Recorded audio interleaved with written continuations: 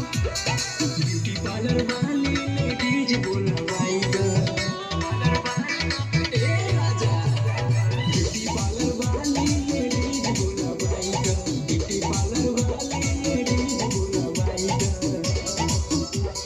ए राजा ढोरी के मसाज करवाई ग ए राजा ढोरी के मसाज करवाई ग नया बच्चा बना नया फैशन बढ़ाई ग नया बच्चा बना नया फैशन बढ़ाई ग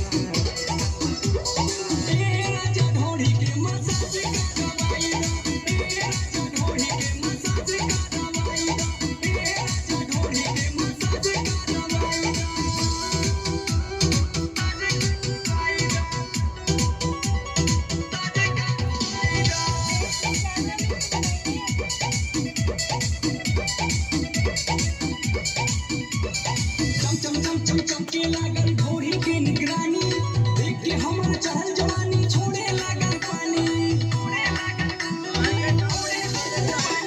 चमके लागल भोरी के निगरानी देख के हमर चढ़ल जवानी छोड़े लागल पानी गोरे दुनिया के शोभा बढ़ाई ग गोरे दुनिया के शोभा बढ़ाई ग ए राजा ढोरी के मसाज करवाई ग